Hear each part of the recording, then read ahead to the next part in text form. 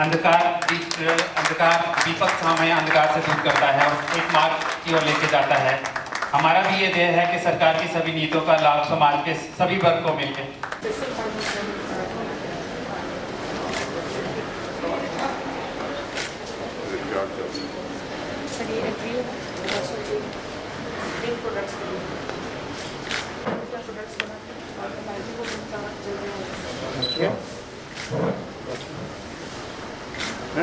Sir इन्होंने bamboo product बनाने के इंट्रोड्यूस किया है, ये सब उनकी सांबर passage Indicating the infrastructure and other support available. Sectoral issues.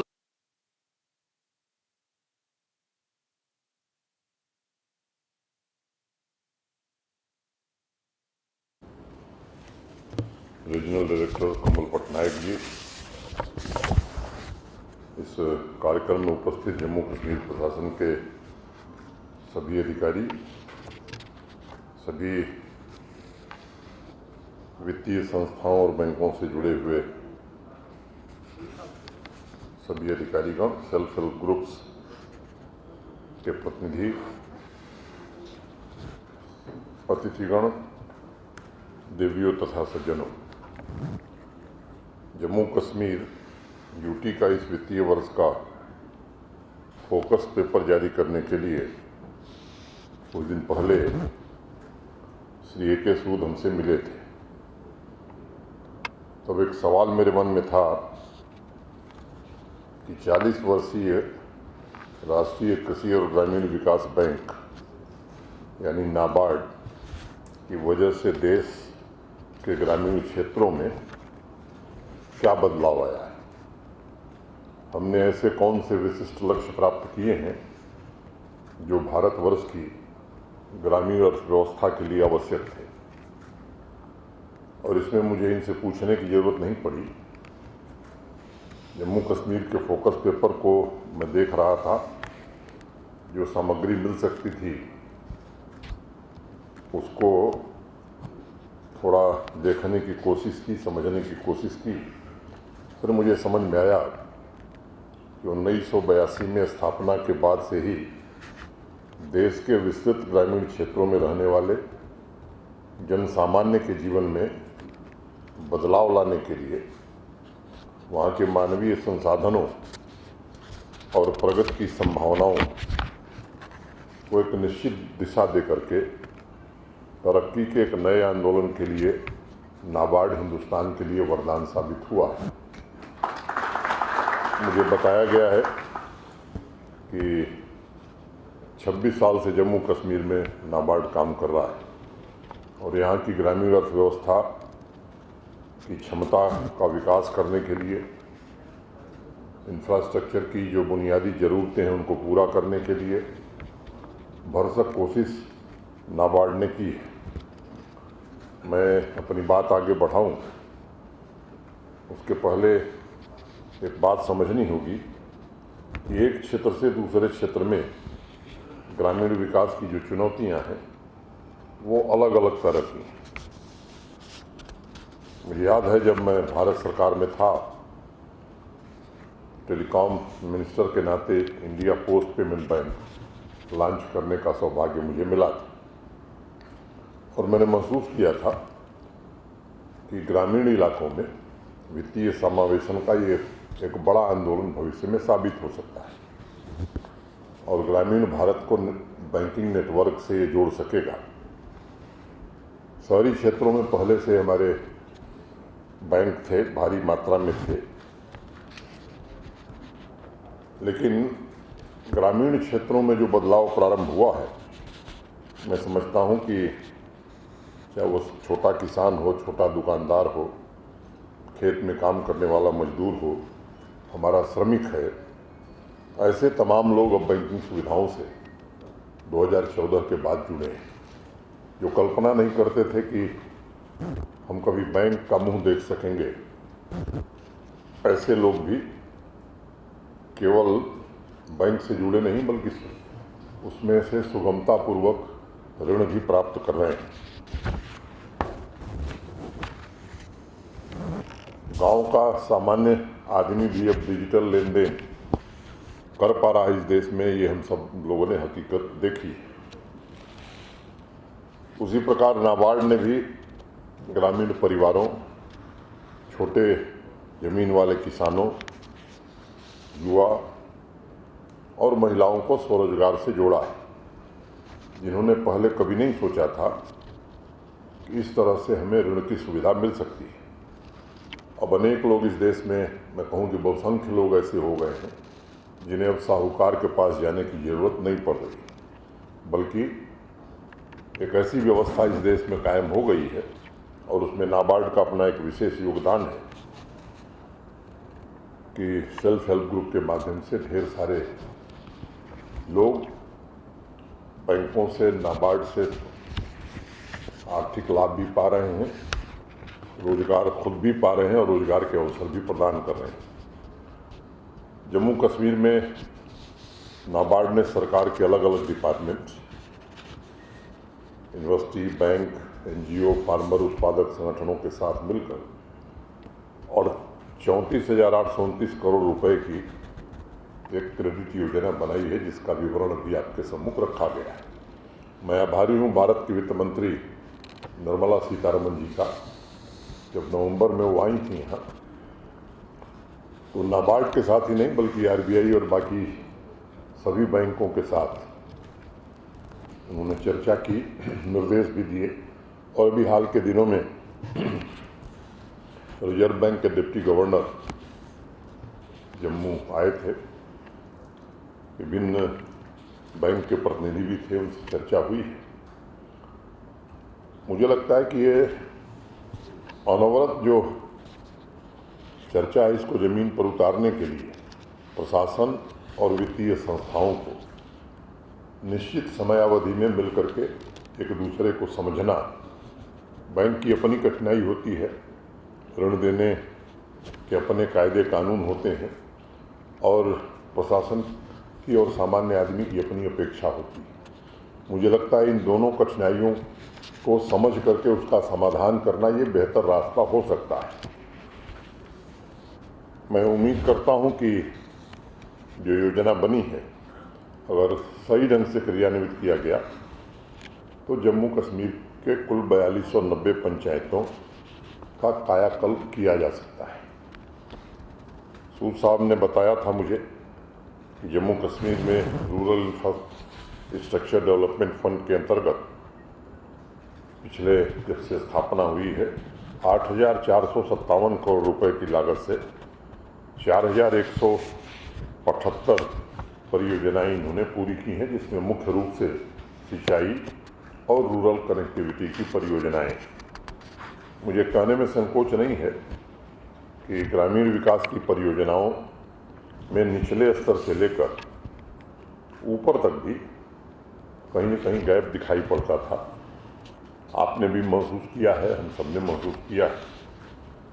District तथा यूटी प्लान की अनेक योजनाएं समय सीमा में पूरी नहीं होती थी, बल्कि सालों तक लटकी रहती थी और इसलिए यहाँ एक लैंग्वेजिंग प्रोजेक्ट करके अलग हेड ही बना दिया गया। जो परियोजनाएं समय से नहीं पूरी हो सकी, उनको लैंग्वेजिंग प्रोजेक्ट के रूप में लिया गया और उन्हें पूरा करने की कोशिश की गई। अब हम कोशिश कर रहे हैं कि प्लान तथा पैसे के अलावा विकास की इस प्रक्रिया को सुगम बनाया जाए, नीचे से लेकर ऊपर तक निरंतर संपर्क रखा जाए, सभी स्टेक होल्डर्स की सहयोग से और उनकी क्षमता का सही मूल्यांकन और उपयोग करके उन्हें समय सीमा के भीतर पूरा किया जाए। इसके सुखद परिणाम भी आए हैं। कुछ लोगों को दिक्कतें भी हुई हैं, क्योंकि जो प्रथा थी नॉमिनेशन बेसिस पर काम दे देने की, काम हुआ नहीं हुआ, उसका एडमिनिस्ट्रेटिव अप्रूवल है नहीं है, फाइनेंशियल अप्रूवल है या नहीं है, ये प्रथा पूरी तरह यहाँ बंद हो गई। अब एक भी काम यहाँ नहीं हो सकता है जिसका एडमिनिस्ट्रेटिव अप्रूवल और फाइनेंशियल अप्रूवल न हो, जिसका ई टेंडर न हुआ हो। तो व्यवस्था में एक बड़ा बदलाव आया और मैं मानता हूँ कि भारत के सम्मानीय प्रधानमंत्री आदरणीय नरेंद्र मोदी जी ने कृषि तथा हार्टिकल्चर और उससे जुड़े हुए और भी सेक्टर को नई ऊंचाई पर पहुंचाने के लिए अनेक प्रयास पिछले 7 वर्षों में, 7.5 वर्षों में इस देश में हुए। फार्मर उत्पादक संगठन बनाने पर काफ़ी बल दिया जा रहा है और किसान भाइयों के साथ जो भेदभाव था, या मैं कहूं कि जो उनकी कठिनाई थी, वो जल्दी से जल्दी समाप्त किया जा सके, उनकी आमदनी दुगना हो, ये इसी साल 2022 तक का लक्ष्य है। अनेक हमारे अधिकारियों ने जो अभी विवरण आपके समक्ष रखा है, मैं उस विस्तार में नहीं जाना चाहता हूं, लेकिन ये पता है कि कई क्षेत्रों में ये लक्ष्य हमने प्राप्त कर लिया। मुझे खुशी है कि आदरणीय प्रधानमंत्री जी के विजन के अनुरूप जम्मू कश्मीर के फार्मर उत्पादक संगठनों को मजबूत करने के लिए प्रशासन ने भी योजना बनाई है और नाबार्ड ने एक विस्तृत योजना लेकर के आया है। अभी संख्या बताया इन्होंने, 36 से ज़्यादा ऐसे संगठन नाबार्ड ने बनाए हैं जो इनोवेटिव तरीके से खेती करने वाले लगभग 6000 किसान भाइयों को लाभान्वित कर रहे हैं। इसके लिए मैं नाबार्ड को साधुवाद देता हूं और ये कहना चाहता हूं कि ये संख्या बहुत कम है, ये हमारे लिए संतोष का विषय नहीं हो सकता है। ये ठीक है कि काम अच्छा हुआ है, लेकिन काफ़ी लंबी दूरी हमें इस मामले में तय करनी है। और जो आंकड़ा रखा गया कि इस वित्तीय वर्ष में 26 और ऐसे संगठन बनाए जाए, मुझे लगता है कि इस पर विचार करने की ज़रूरत है कि ये 26 के आंकड़े को 50 कैसे हम ले जा सकें इस वर्ष में। ये सच है कि पिछले दिनों कठिनाइयाँ रही, लेकिन अब इन कठिनाइयों का दुष्परिणाम यहाँ के लोग भोगें, ये उचित नहीं होगा। हमें थोड़ा तेज गति से देश के बाकी हिस्सों के बराबर यहाँ के लोग भी खड़े हो सकें। इसके लिए मेरा आप सबसे निवेदन होगा कि आप सब इसमें सहयोग करिए। कानून,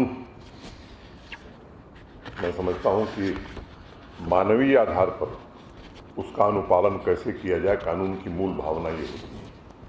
रूल्स ऑफ द रोड में लिखा है कि बाएं से चलिए, लेकिन अगर बाएं गाड़ी खड़ी है तो आपको, मुझे लगता है कि रास्ता बदलना होता है।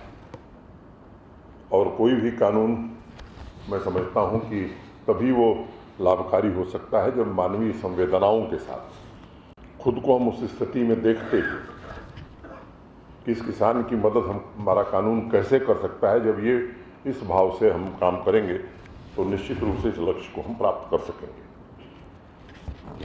आधुनिक कृषि से संबंधित अन्य क्षेत्रों और हॉर्टिकल्चर, एक मजबूत आधार अगर यहाँ बनता है, उस जीडीपी में कितना योगदान है, ये सब बातें आ गई, मैं उसे दोहराने नहीं जा रहा। मुझे लगता है कि यहाँ के विकास को निर्णायक तरीके से बदला जा सकता है। एग्रीकल्चर डिपार्टमेंट 9 लाख किसानों को अधिक उपज वाले बीज इस साल वितरित कर रहा है और इसका जिक्र कल राज्यसभा में भारत की सम्माननीय वित्त मंत्री जी ने अपने भाषण में भी किया। 33,000 से ज़्यादा किसानों को फार्म मैकेनाइजेशन से जोड़ा जाएगा। मुझे उम्मीद है कि जम्मू कश्मीर के इस महत्वपूर्ण क्षेत्र में आत्मनिर्भरता और सक्षमता लाने में प्रशासन, नाबार्ड और भी जो हमारे वित्तीय संस्थान हैं मिलकर के काम करेंगे। और मैं उम्मीद करता हूँ कि एग्रीकल्चर डिपार्टमेंट हमारा, horticulture, animal husbandry, live stock, ये मिलकर के एक बड़ी योजना क्रेडिट लैंडिंग की बनावे और मंथली इसका रिव्यू होना चाहिए, क्योंकि योजना हम बना लेते हैं और इस तरह के सेमिनार्स में ही उस पर चर्चा करते हैं, या वर्ष बीतते समय मेरा आप सबसे निवेदन होगा कि अगर हर महीने एक साथ कोई एक निश्चित समय में आधे घंटे बैठेंगे तो इसको ज़मीन पर लाने में हमें बड़ी सुविधा होगी। ये सच है कि कृषि विभाग ने 25,991 करोड़ का एक एग्रीकल्चर और रिलायंस सेक्टर के लिए नाबार्ड के साथ मिलकर के एक बड़ा पैकेज इस यूटी के लिए बनाया है, जो रूरल इंफ्रास्ट्रक्चर को मजबूत करने के साथ साथ कृषि तथा हॉर्टिकल्चर के विस्तार में प्रभावी भूमिका का निर्वहन करेगा। कृषि आधारित छोटे छोटे उद्योगों की स्थापना भी सुनियोजित तरीके से हो, जैसे अभी ये कहा गया कि डेयरी मिल्क प्रोडक्शन बढ़े, लेकिन मिल्क प्रोसेसिंग का इंतजाम अगर नहीं होगा तो प्रोडक्शन बढ़ने से उतना लाभ हमें नहीं होगा। Horticulture produce high density plantation के कारण बढ़े, लेकिन अगर फूड प्रोसेसिंग की यूनिट नहीं लगेगी, उनको सुरक्षित रखने का इंतज़ाम हम नहीं कर सकेंगे, तो किसानों को उतना लाभ नहीं मिल सकेगा। उनके उत्पाद को उचित बाजार में समय सीमा के भीतर देश में भी और देश के बाहर भी हम पहुंचा सकें, इस व्यवस्था को बनाने में हम सब कोशिश कर रहे हैं। और अगर सुनियोजित तरीके से इस काम को हम सब मिलकर बढ़ाएंगे तो हमारा कृषि मजदूर हो, काश्तकार हो, किसान हो या समूचा कृषक समुदाय हो, ये मूल्य संवर्धित उत्पादन से अधिक लाभ प्राप्त कर सकेगा।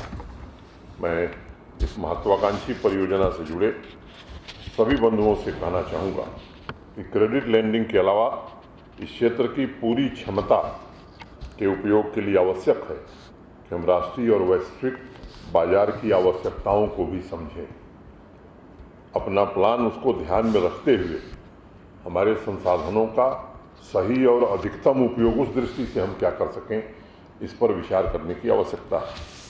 सेल्फ हेल्प ग्रुप्स को संगठित करने, उनका पोषण करने में नाबार्ड की भूमिका निश्चित रूप से सराहनीय है। इसमें कोई संदेह नहीं है कि महिला सशक्तिकरण के बिना ग्रामीण अर्थव्यवस्था का विकास संभव नहीं है। जम्मू कश्मीर में प्रगति और खुशहाली की तस्वीर अगर हम देखना चाहते हैं तो महिलाओं पर भी हमें विशेष रूप से ध्यान देना होगा। विभिन्न योजनाओं को व्यापक ढंग से गतिशील बनाने पर हमें विशेष ध्यान देने की आवश्यकता है। एक छोटी बात मैं कहना चाहूँगा, सेल्फ हेल्प ग्रुप जो हैं अभी तक जम्मू कश्मीर में महिलाओं के, वो कैसे किफ़ायती हों, ये भी हमारी कोशिश होनी चाहिए। इनोवेटिव तरीके का प्रयोग वो कर सकें। टेक्नोलॉजी ट्रांसफ़र की बात अभी कही गई, इसमें भी उन्हें मदद करने की ज़रूरत है। और उत्पादन और मार्केटिंग की प्रक्रिया उन्हें सुसंगठित ढंग से कैसे हम पहुंचा सकें ताकि प्रतिस्पर्धा में वो टिक सकें। रूरल लाइवलीहुड मिशन के अंतर्गत उम्मीद कार्यक्रम के द्वारा 56,000 महिलाओं के सेल्फ हेल्प ग्रुप बनाए गए और लगभग 5 लाख महिलाएं इससे जुड़ी। 500 विमेन एंटरप्रेन्योर को अपना बिजनेस बढ़ाने के लिए 7 कार्यक्रम के अंतर्गत विशेष ट्रेनिंग दी गई। मैं नाबार्ड से अपेक्षा रखूंगा कि Jammu Kashmir rural livelihood mission के साथ भी काम करने की ज़रूरत है और इसे कैसे विस्तार दिया जा सके। वर्तमान में जो ग्रुप्स अपना विस्तार करना चाहते हैं उनकी कैसे सहायता की जा सके, इसका भी एक कार्यक्रम बनाने की आवश्यकता है। नाबार्ड के फोकस पेपर्स में जिस क्रेडिट प्लान का लक्ष्य निर्धारित किया गया है उसे प्राप्त करने के लिए सबको मिलजुल करके शिद्दत से काम करने की आवश्यकता है। सभी बैंक आरबीआई के साथ हर मीटिंग में इस बात की चर्चा करें। मैंने भी उस मीटिंग में कहा था कि ग्रामीण अर्थव्यवस्था को मजबूत करने के लक्ष्यों को प्राप्त करने में वित्तीय संस्थाएं आगे आवें, खुल करके सक्रिय रूप से हमारी मदद करें। जम्मू कश्मीर के खास तौर से दूर दराज इलाकों में गांव में रहने वाले लोगों के सपने को पूरा करने के लिए जो आपसे अपेक्षा है, मेरा आपसे आग्रह होगा कि उस अपेक्षा पर आप खरे उतरें। नाबार्ड और उससे जुड़े तथा कोऑपरेटिव और अन्य बैंक की मिलीजुली शक्ति मुझे लगता है कि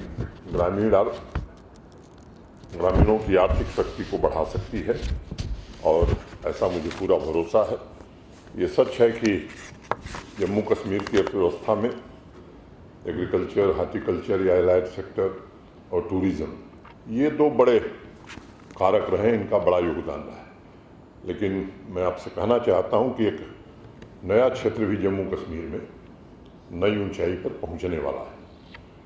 माननीय प्रधानमंत्री जी के नेतृत्व में भारत सरकार ने एक नई इंडस्ट्रियल स्कीम जम्मू कश्मीर के लिए पिछले वर्ष जारी की थी, जिसमें 28,400 करोड़ का इंसेंटिव दिया था। जब स्कीम बनी थी, मैं डिटेल में नहीं जाना चाहता हूँ, तो हम सब लोग ये महसूस कर रहे थे कि 20 से 25,000 करोड़ का इन्वेस्टमेंट जम्मू कश्मीर में आएगा। आज मुझे आपको बताते हुए खुशी है कि कल तक 27,000 करोड़ रुपए के निवेश के प्रस्ताव हमारे इंडस्ट्री डिपार्टमेंट में स्वीकृत कर दिए, उन्हें ज़मीन दे दी गई। और अब जो हमारा नया अनुमान है, मुझे लगता है कि ये 70,000 करोड़ के आसपास का इन्वेस्टमेंट जम्मू और कश्मीर में आएगा। एक दूसरी बात, लोग आशंका व्यक्त करते थे कि जम्मू रीजन में इंडस्ट्री लगेगी, कश्मीर डिवीज़न में नहीं लगेगी। ये आशंका भी निर्मूल साबित हुई। दोनों डिवीज़न में हमारे काफ़ी मात्रा में प्रस्ताव आए। कल मैं श्रीनगर में था, 4 दिवसीय डेलीगेशन एक गल्फ कंट्री से आया था। जिस तरह की रुचि मैंने देखी, जब मैं दुबई एक्सपो में गया था तब भी मैंने देखा, और वहाँ के जो बड़े ग्रुप्स, MR है, DP वर्ल्ड है, लुल्लू ऑलरेडी पहले से हैं लेकिन अब बड़े पैमाने पर आ रहे हैं, noon.com है, अनेक ऐसे लोग यहाँ रुचि ले रहे हैं, और केवल रुचि नहीं ले रहे हैं, वास्तव में वो निवेश करने जा रहे हैं। मैं समझता हूँ कि एक अच्छी शुरुआत यहाँ हुई है। मैं आप सबसे आग्रह करूँगा कि आप सब भी इस विकास में अपना योगदान दीजिए, और जो स्वप्न है माननीय प्रधानमंत्री जी का आत्मनिर्भर भारत, मुझे लगता है कि जम्मू कश्मीर भी आत्मनिर्भर बने, ताकि भारत को आत्मनिर्भर बनाने में जम्मू कश्मीर भी अपना पूरा योगदान दे सके। इतनी बात कहता हुआ आप सबके प्रति मैं हृदय से कृतज्ञता ज्ञापित करता हुआ अपनी बात में ही पूरी करता हूँ। धन्यवाद। जय भारत।